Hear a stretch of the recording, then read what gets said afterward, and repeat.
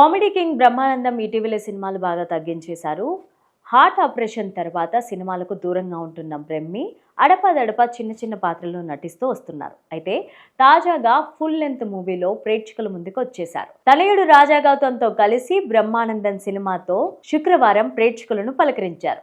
విడుదలకు ముందే మంచి టాక్ ని సొంతం చేసుకున్న ఈ సినిమా ప్రేక్షకులను ఏమేరా ఆకట్టుకుంది తెలియాలంటే ఈ రివ్యూలోకి వెళ్లాల్సిందే. బ్రహ్మానందం సినిమా ఫిబ్రవరి 14న విడుదలైంది. ఇందులో బ్రహ్మానందం, రాజా గౌతమ్, వెన్నెల కిషోర్, ప్రియా వడ్లమాని, దివిజ ప్రభాకర్ తదితరులు నటించారు. ఈ సినిమాకు ఆర్వీఎస్ నిఖిల్ దర్శకత్వం వహించారు. రాహుల్ యాదవ్ నక్క నిర్మాతగా వ్యవహరించారు. శాండిల్య సంగీతం అందించారు. ఈ సినిమా మొత్తం నిడివి 2 గంటల 28 నిమిషాలుగా ఉంది. బ్రహ్మానందం నటుడు కావాలని కలలు కంటాడు. సినిమాల్లో అవకాశాలు పొందే లక్ష్యంలో ఇతర పనులన్నింటినీ పక్కన పెట్టి ప్రయత్నిస్తూ ఉంటాడు. ఇక అతని తాత ఆనంద్ రామ్మూర్తి ఓల్డేజ్ హోమ్లో జీవనం సాగిస్తూ ఉంటాడు. ఈ నేపథ్యంలో బ్రహ్మానందం రాసిన నాటకం నేషనల్ లెవెల్ థియేట్రికల్ ఆర్టిస్ట్ కాంపిటీషన్కి ఎంపికవుతుంది. కానీ పోటీలో పాల్గొనడానికి 6 లక్షల డిపాజిట్ చెల్లించాల్సి ఉంటుంది. ఆ మొత్తాన్ని సమకూర్చేందుకు అతను అనేక రకాలుగా ప్రయత్నిస్తాడు. అయితే అనుకున్నంత సులభంగా ఆ డబ్బు రాదు. ఈ క్రమంలో అతను ప్రేమించిన ప్రియురాలిని కోల్పోవలసిన పరిస్థితి వస్తుంది.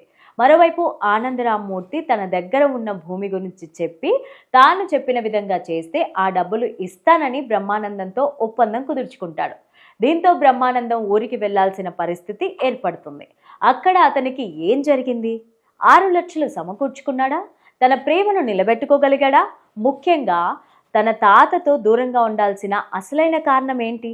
ఈ ప్రశ్నలకు సమాధానం తెలుసుకోవాలంటే సినిమా చూడాల్సిందే. నిజ జీవితంలో తండ్రి కొడుకులైన బ్రహ్మానందం, రాజా గౌతమ్ ఈ సినిమాలో తాత మనవళ్లుగా నటించడం ఆసక్తికరమైన విషయం. ఈ కారణంగా సినిమా పైన అంచనాలు పెరిగిపోయాయి.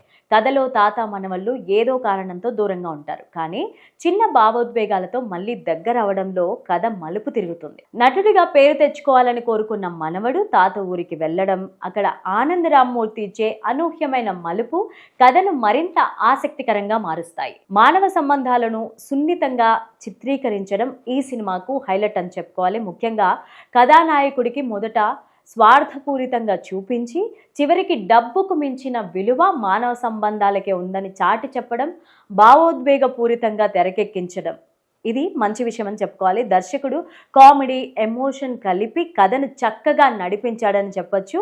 సినిమాటోగ్రఫీ, బ్యాక్గ్రౌండ్ స్కోర్ సినిమాకు బలాన్ని ఇచ్చాయని చెప్పాలి. అలాగే నిర్మాణ విలువలు కూడా మెరుగ్గా కనిపించాయి. ఇక బ్రహ్మానందం తన నటనతో ఎప్పటిలాగానే మెస్మరైజ్ చేశారని చెప్పుకోవచ్చు. ఆనంద్ రామ్మూర్తి పాత్రలో ఆయన మెప్పించారు. ఆయన కుమారుడు రాజా గౌతమ్ తన పరిధి మేరకు నటించి మెప్పించాడు. వెన్నెల కిషోర్ ఈ సినిమాలో తనదైన మార్క్ నటనతో నవ్వించాడు. మిగిలిన పాత్రల్లో నటించిన నటీనటులంతా కూడా తమ క్యారెక్టర్స్లో మెప్పించారు. మొత్తం మీద ఈ సినిమాను కుటుంబంతో కలిసి జాలీగా చూడొచ్చు.